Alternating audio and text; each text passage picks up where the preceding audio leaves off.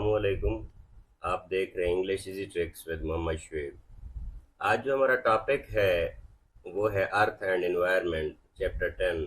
इसकी एक्सरसाइज, इसकी ट्रांसलेशन और एक्सरसाइज मैंने इसकी ट्रांसलेशन और समरी मैंने करा दी थी।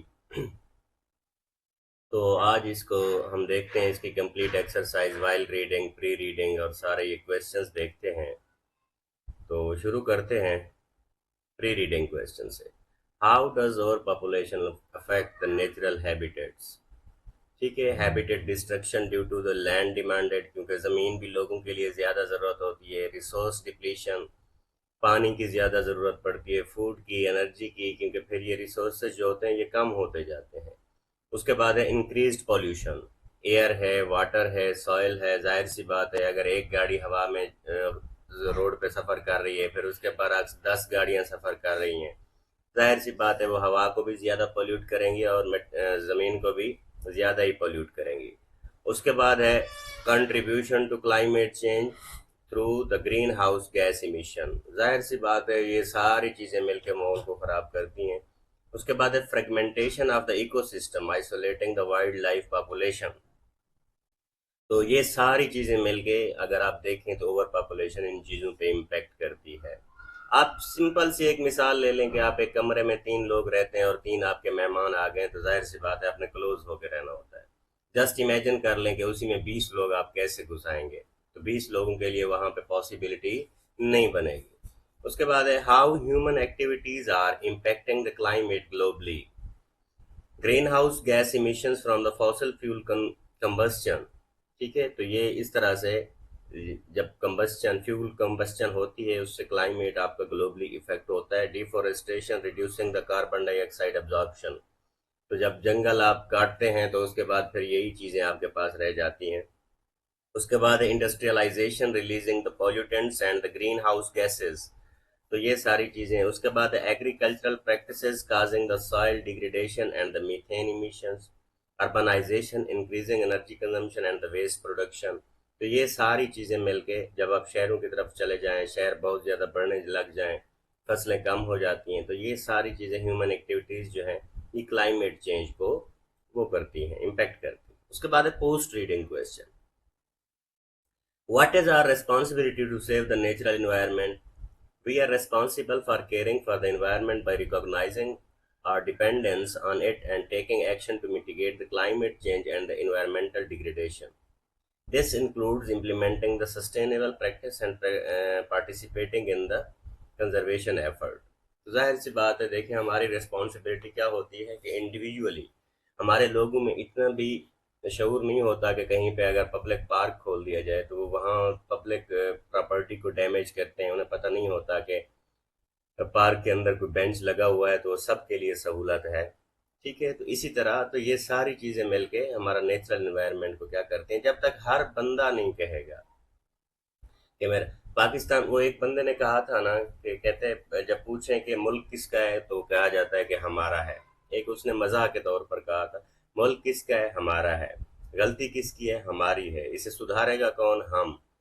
तो उसने कहा था अगर इनसे पूछा जाए कि बीवी किसकी है तो कहते हैं मेरी। कभी ये नहीं कहते कि बीवी हमारी है। तो कहते हैं इसी तरह जब आप बीवी के बारे में जिस तरह पोजेशन शो करते हैं, मलकियत शो करते हैं कि ये मेरी बीवी है, जब इसी तरह हर फर्द ये कहेगा कि हाँ ये मेरा मुल्क है, तो वो अपना मुल्क समझ के उसके लिए फिर काम भी करेगा। उसके बाद देखें how can educational programs influence and develop a sense of responsibility toward the natural world. Educational programs can raise awareness about the environmental issues, fostering understanding of the ecosystem, and empower individuals to adopt the sustainable behaviors. They inspire collective action and encourage responsible stewardship of the natural world. तो जाहिर सी बात है, आप देख ले दुनिया में जो भी हो रहा है ये सारी चीज़ें एजुकेशन के थ्रू हो रही हैं। आप तक अभी पहुंच रहा है कि हमारा माहौल कितना ख़राब हो रहा है, तो आपके थ्रू भी एजुकेशन के जरिए ही पहुंच रहा है। ठीक है, आप तक भी एजुकेशन के थ्रू ही पहुंच रहा है, तो एजुकेशन जाहिर सी बात है इसमें बहुत बड़ा रोल अदा करती है। उसके बाद है आपके रीडिंग और कंप्रीहेंशन क्वेश्चन। तो ये देखते हैं ज़रा आगे। ये पहले वाइल रीडिंग क्वेश्चन देख लें। How are oceans affected due to the disposal of the waste in them. Oceans are severely impacted by the disposal of waste, particularly plastic waste, which is choking the marine environment. The text states that the millions of the animals, including sea turtles and the whales, are being killed due to the plastic pollution. The MacArthur Foundation estimates that by 2050 there will be more plastic in the oceans than fish. देख लें 2050 तक वो क्या कहता है कि मछलियों से ज्यादा इसमें प्लास्टिक होगी। प्लास्टिक आपको पता है कि इसके कितना गंदे असरात होते हैं। This alarming prediction highlights the detrimental effect of the waste disposal on the marine life and the ecosystems, leading to the significant ecological imbalance. तो जाहिर सी बात है, जब समंदर में मछलियों से ज्यादा प्लास्टिक चला जाएगा तो फिर आप देख लें कि पानी की क्वालिटी क्या रहेगी। What risks are involved regarding the epidemics due to climate change and the natural disaster in Pakistan? देखें, in Pakistan, climate change and the natural disasters such as floods pose significant risk of the epidemic due to the vector-borne disease like malaria and cholera. तो जब सैलाब आ जाए तो पानी खड़े रहते हैं, तो पानी से फिर बीमारियां फैलती हैं। The text explains that these natural disasters can lead to a reduction in the efficiency of the population as a spread of disease can overwhelm the health care systems and create a financial barrier due to the loss of employment. अब देखें, अगर किसी इलाके में बीमारी आ जाती है तो ऐसा तो नहीं है ना कि गवर्नमेंट के मुलाजिम बीमार नहीं होंगे। ऐसा भी तो नहीं है कि सिर्फ इलाज गवर्नमेंट मुलाजमीन का होगा। नहीं, आपके मुल्क का बजट भी फिर बीमारियों पर ज्यादा लग जाता है और फिर आपकी मैन पावर भी कम हो जाती है, आपको लोगों की फिर ज्यादा जरूरत पड़ती है। The potential for the epidemics increase as the country faces the dual challenges of the climate change and the natural disaster, which can exacerbate the health issues and lead to the economic recession in an already struggling economy. अगर इन चीज़ों पे काम ना किया जाए तो कहता है पहले ही हमारी इकानमी, हमारे पैसे के बहुत ज़्यादा मसाइल हैं, ऐसे में तो फिर ये गिरती दीवार को एक और धक्का है। ठीक है, उसके बाद है कंप्रीहेंशन क्वेश्चन जो एक्सरसाइज के। Our planet is on the verge of the climate crisis. Do you agree? Yes, I agree that our planet is on the verge of a climate crisis. The text highlights the alarming rate at which the biodiversity is being lost. ठीक है, तो देखें ये हमारे lesson में भी यही चीज़ mention की गई है। The increasing population of the greenhouse gases and the significant impacts of the climate change on the ecosystems and the human health. It emphasizes that we are already witnessing the effects of the climate change, such as rising the global temperatures, extreme weather events, and the potential for the widespread species extinction, indicating a critical situation that requires the immediate attention. जाहिर सी बात है, अब ये सारी चीज़ें हम आप चैप्टर में पहले डिस्कस कर चुके हैं कि ये मसाइल आ रहे हैं, इनकी वजह से हमें एहतियात बरतनी चाहिए। Does climate change refer only an increase in the temperature? Explain. कि climate change सिर्फ इस चीज को रेफर करता है कि टेम्परेचर में इजाफा हो जाता है? Explain. No. Climate change does not refer only an increase in the temperature. The text explains that the climate change encompasses the range of the phenomena including sea level rise, समंदर में पानी ज्यादा हो जाता है, changes in the weather pattern, आपका जो मौसम हो जाता है वो बिल्कुल बड़ा अनप्रिडिक्टेबल हो जाता है, such as drought and the flooding, या तो फिर खुश्क साली हो जाती है, पानी ही नहीं होता, या फिर सीधे सीधे फ्लड आ जाते हैं।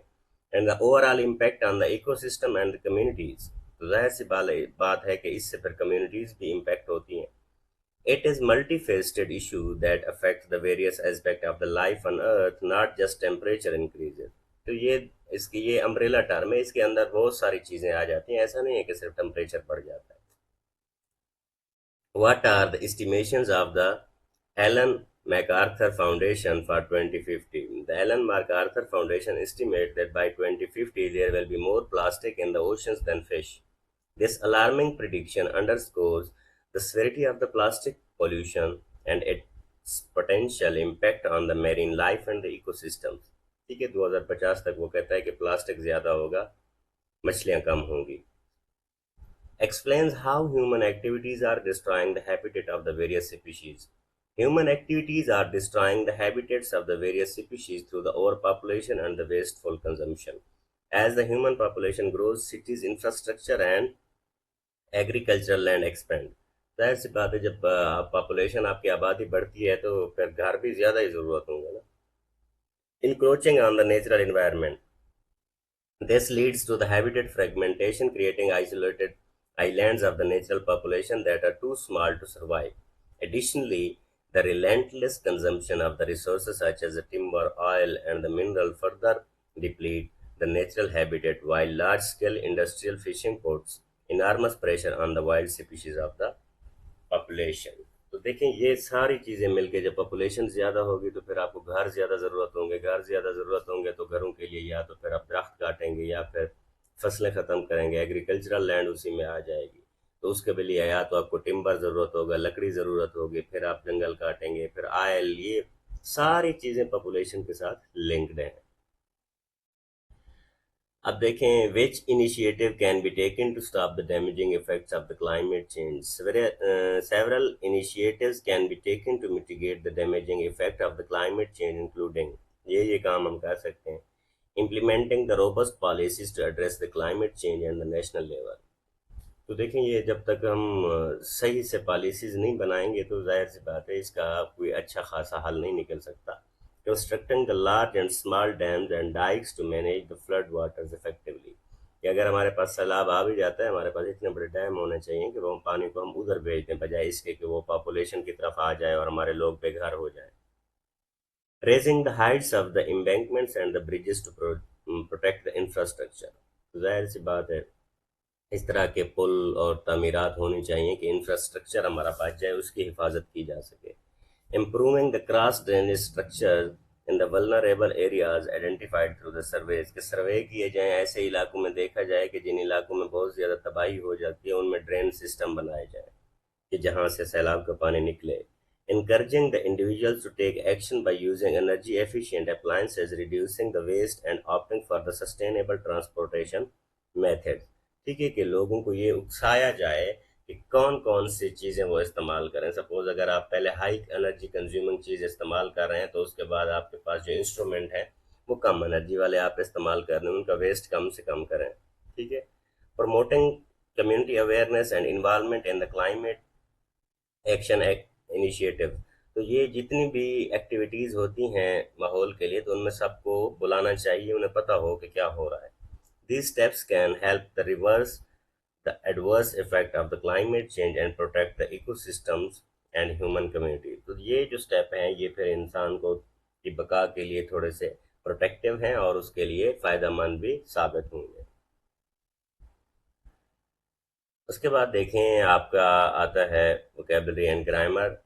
रिलेटिव वोकेबलरी एंड ग्रामर में देखें तो रिलेटिव प्रोनाउन है, रिलेटिव रिलेट से निकला है ये वर्ड सिंपल।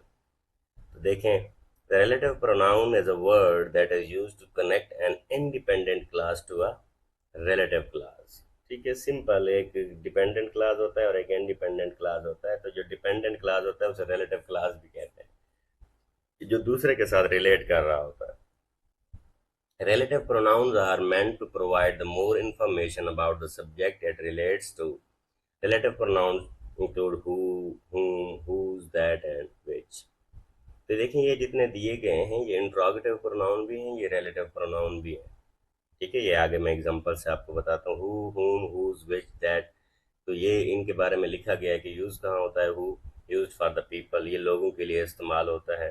हुम किसके लिए, उसी की ऑब्जेक्ट हालत है, जिस तरह सब्जेक्ट पोजेशन जो प्रोनाउन आप पढ़ते हैं ना तो ये उसकी क्या है, ऑब्जेक्ट हालत है। और इस तरह हुज देखें उसकी पोजेशन है।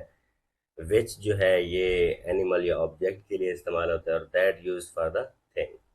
अब ये मैंने जो आपको कहा है कि यही जो प्रोनाउन दिए गए हैं ये इंट्रोगेटिव प्रोनाउन भी हैं और ये रिलेटिव प्रोनाउन भी हैं। कैसे, तो इस चीज़ को देखें, यहाँ पे ये जो मैंने ब्लू लिखा हुआ है मैंने कहा है कि हु आर यू। अब देखें यही हु जो यहाँ पे रिलेटिव प्रोनाउन है यहाँ पे क्या है, इंट्रोगेटिव प्रोनाउन है। अब विच देखें, विच इज़ योर सिटी, यहाँ पे भी इंट्रोगेटिव है, लेकिन इसी के बरक्स जब यहाँ देखें I know who you are, अब देखें यहीं पे वो वर्ड जो है हु यहाँ पे रिलेटिव प्रोनाउन है। जब ये क्वेश्चन के लिए इस्तेमाल होगा तो उस वक्त ये इंट्रोगेटिव प्रोनाउन कहलाते हैं, अदरवाइज ये रिलेटिव प्रोनाउन होते हैं। बस सिंपल इसमें इतना सा फर्क है।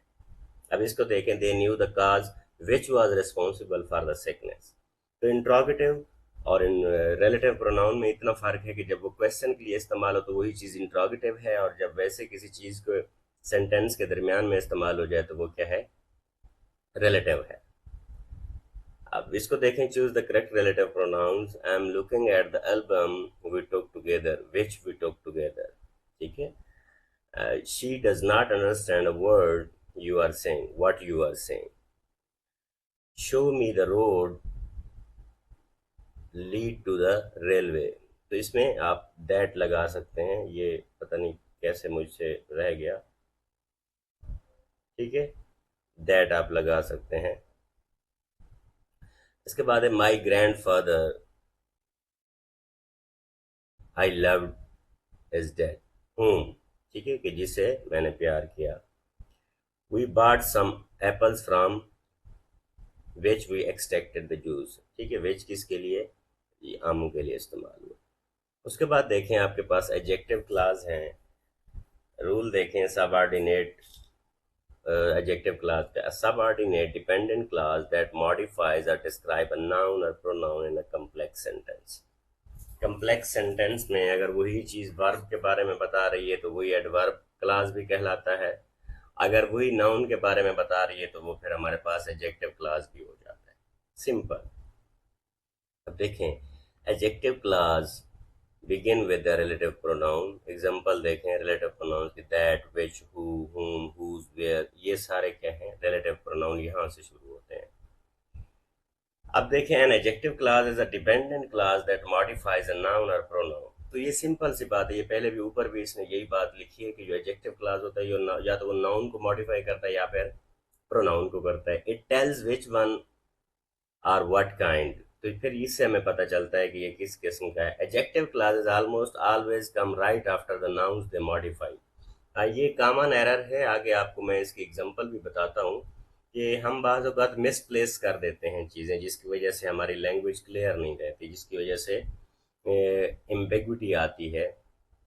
Modify and it is made up of several words which like all clauses include a subject and a verb। अब यहाँ पे देखें आगे एग्जांपल लिखी हुई है जिसमें इनको हम गलत इस्तेमाल करते हैं, उसमें आपको बेहतर समझ आएगी, वो मैं बताता हूँ। There is a mountain that we are going to climb. अब ये एग्जांपल देखें, यहाँ पे जो मेन चीज़ है हमारे पास माउंटेन है, तो ये that we are going to climb ये माउंटेन के बारे में ही बता रहा है ना। जो चीज़ नाउन के बारे में बता रही है वही है तो डिपेंडेंट क्लास, लेकिन यहाँ पे एज एन एडजेक्टिव क्लास है क्योंकि वो नाउन के बारे में बता रहा है। My blue tennis shoes which used to be my mom's were under the bed। अब देखिए ये शूज क्या है, ये भी नाउन है, और ये सारा क्लास जो है ये which used to be my mom's, तो ये किसके बारे में, शूज के बारे में बता रहा है। तो ये जो मैं हाईलाइट कर रहा हूँ ये नाउन कर रहा हूँ, ठीक है। उसके बाद वाले जो हैं ये देखें, इसमें ये जो है we are going to climb ये पूरा एडजेक्टिव क्लास है, और फिर ये यहाँ से यहाँ तक एडजेक्टिव क्लास है। अब देखें Daniel who was late again, Daniel ये देखें नाउन है ना, अब ये इसका adjective class who was late again today. इसी तरह द कार नाउन है, और that you bought last year ये देखें ये हमारे पास एडजेक्टिव क्लॉज है। इसी तरह स्टूडेंट्स हमारे पास नाउन है, और इसी तरह who secured the good marks, who secured the good marks हमारे पास जो है ये एडजेक्टिव क्लॉज है। उसके बाद देखें identify the adjective clause in each sentence.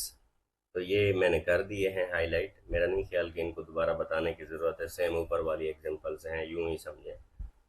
उसके बाद देखें in the following sentences replace the adjective clauses by adjective और एडजेक्टिव्स और एडजेक्टिव फ्रेजेस। तो वही सेंटेंस है, उनको आपने फ्रेज या एडजेक्टिव में कर देना है। देखें अब he is a person who spends money in a wasteful way, तो मैंने क्या कहा कि he is a wasteful person. Which is the road that leads to airport? Which is the road leading to airport? लेकिन the answer he gave to the teacher wasn't appropriate. He didn't give the appropriate answer to teacher. अब देखें this is the town where our grandparents lived. This is the town of our grandparents. देखें the reason why he failed is apparent. The reason for his failure is apparent. ठीक है, तो ये same वही चीज़ें हैं, इनको आपने शॉर्ट करके लिख देना है। उसके बाद देखें सेकंड कंडीशनल है। सबसे पहले आपके पास जीरो कंडीशनल होता है, उसके बाद फर्स्ट कंडीशनल होता है, और फिर थर्ड नंबर पे आता है ये सेकंड कंडीशनल। तो इसको ज़रा पढ़ते हैं क्योंकि ये पास्ट की बात होती है इसमें। The second conditional uses the simple past tense after if then would in the infinitive. ठीक है, इन्फिनेटिव को अब देखते हैं। अब देखें, सबसे पहले एफ आता है, उसके बाद पास्ट सिंपल आता है और फिर उसके बाद वुड के बाद इन्फिनेटिव आता है। तो ये जरा इधर देखें, if I one the lottery I would, ये आ गया है लेकिन यहाँ पे आई होना चाहिए। If I one the lottery I would buy a big house. ठीक है, इफ आई। अब देखें यहाँ पे आई वुड बाय, तो इन्फिनेटिव से पहले तो टू होता है ना, तो जहां पे टू ना लिखा गया उसे बेयर इन्फिनेटिव कहते हैं। BARE, बेयर इन्फिनेटिव, या जीरो इन्फिनेटिव भी कहते हैं, लेकिन ये होता इन्फिनेटिव भी है। तो कंफ्यूज नहीं होना कि यहाँ पे तो इन्फिनेटिव कहा गया लेकिन टू नहीं लिखा गया, तो इसको बेयर इन्फिनेटिव या जीरो इन्फिनेटिव कहते हैं। तो ये बात आपने याद रखनी है। If I met the king of the England I would say hello. ठीक है, तो सेम ये आपको फार्मूला दिया गया है। ये शर्तें होती हैं कि अगर इस तरह ना होता तो इस तरह होता, इस तरह होता तो इस तरह होता। देखें, the second conditional sentence is used to express the consequences of the unrealistic action. ठीक है, अनरियलिस्टिक एक्शन के लिए ये होता है the situation and the present or the future. The situation can be very improbable or the completely unrealistic, जरूरी नहीं है कि वो हकीकत हो। ठीक है, तो सेम वही sentence, if I one the lottery I would travel around the world, same वही स्ट्रक्चर इस्तेमाल हुआ है। तो if I had more free time I would play more sport, same वही लिखे हुए हैं। मेरा नहीं ख्याल कि इसको ज्यादा टाइम देने की जरूरत है। आगे देखें, to make sentence in the conditional, second conditional we use if होता है, पास्ट सिंपल होता है, वुड वुडंट होता है। यहाँ पे एक चीज और बताई गई है, बस ये मैं आपको बता देता हूँ कि कभी भी जो आपको ख्वाहिश का इजहार करना चाहे माजी में, तो सबके साथ वर आता है। ही, शी, इट, इन सब के साथ भी वर आता है। आप ये कहना चाहते हैं कि काश वो अमीर होता, आप क्या कहते हैं, इफ ही वर रिच। ठीक है, जैसे ये लिखा हुआ है, काश कि मैं अमीर होता, if I were rich I would spend all my time travelling. तो सिंपल यहाँ पे इसमें यही लिखा हुआ है। उसके बाद देखें कि put in the correct second conditional verb form. Second conditional वो जो ऊपर पढ़ा है हमने वही है। If he spoke English fluently he would get the job. They would go to Europe if they wanted. ठीक है, my father wouldn't have been angry with me if I came home early. He would help me if he had time. If she passed the paper she would be able to। तो would के साथ be लगाना है। ठीक है, would के साथ हमने क्या पढ़ा है, इन्फिनेटिव हमने पढ़ा है, जो मैंने आपको बताया है कि जीरो इन्फिनेटिव।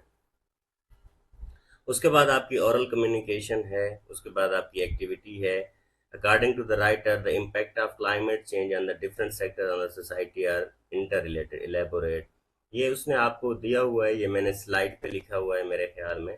ठीक है, ये ग्रुप एक्टिविटी है और ये आप अपने मुताबिक कर सकते हैं, लेकिन अगर किसी ने पढ़नी हो तो मैंने एग्रीमेंट्स और डिसएग्रीमेंट्स के आगे वो कर दिए हैं। आप इनको इस तरह से आगे कर सकते हैं। इसको आप 5 सेकंड रोक सकते हैं ताकि आप इसमें से लिख लें। उसके बाद देखें, लेटर टू एडिटर है। लेटर ऐसी चीज़ है कि जो आप शुरू से पढ़ते आ रहे हैं। ठीक है, सेंडर का सबसे पहले एड्रेस होता है, उसके बाद आप डेट लिखते हैं, और उसके बाद आपका रिसीवर का होता है कि डेजिग्नेशन और एड्रेस कि जिसको आप भेज रहे होते हैं। सब्जेक्ट की स्टेटमेंट होती है कि आप किस मकसद के लिए लिख रहे हैं।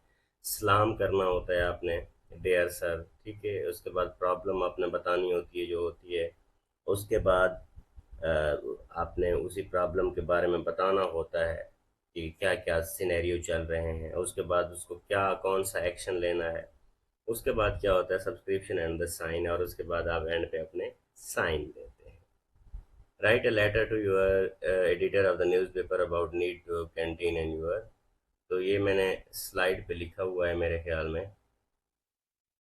ठीक है, ये आपके पास लेटर आ गया। तो इसको भी मेरा नहीं ख्याल कि पढ़ने की ज़रूरत है, क्योंकि वीडियो बहुत ज़्यादा फिर लेंथी हो जाती है। तो ये मैं यहाँ रोक लेता हूँ, यहाँ तक आपका यह हो गया।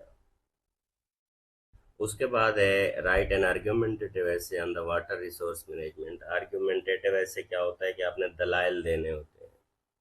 ठीक है, तो ये भी मैंने इधर लिखा हुआ है। आउटलाइन है पहले उसकी। ठीक है, इंट्रोडक्शन मैंने लिखा है, और उसके बाद बॉडी पैराग्राफ हैं जो आपको उधर दिए गए हैं। ये मैं आपको बुक से भी बताता हूँ कि किस तरह आपने पैटर्न फॉलो करना होता है। बॉडी पैराग्राफ 2 है, बॉडी पैराग्राफ 3 है, तो ये आप सारे इसको रोक के देख सकते हैं, उसके बाद आपने कंक्लूजन लिखना होता है। तो ये तो मैंने आपको बता दिया आउटलाइन, और ये है अब आपका एसे। तो ये आप यहाँ से देख सकते हैं। अगर लिखना भी हो तो मेरा नहीं ख्याल कि आपको लिखना चाहिए, सिर्फ एक दफ़ा पढ़ लें, उसके बाद लिखें अपने वर्ड में, ताकि आप में क्रिएटिविटी आए। तो यहाँ पे आपका ऐसे खत्म होता है। तो ये आर्गुमेंटेटिव ऐसे, और आर्गुमेंटेटिव ऐसे में इस तरह नहीं होता कि आप कहें कि दोनों चीज़ें जिसको हम डिस्कस कर रहे हैं ये दोनों ठीक है। ठीक है, तो ये बात हमेशा याद रखनी है कि आर्गुमेंटेटिव ऐसे में आपने हमेशा एक साइड लेनी होती है, जिस साइड पे आप उसी को कन्विंस करने के बारे में आप दलाइल दें। तो यहाँ तक हमारी एक्सरसाइज ख़त्म होती है। होपफुली किसी न किसी हद तक मैंने आपके लिए चीज़ें आसान की होंगी। Thank you so much.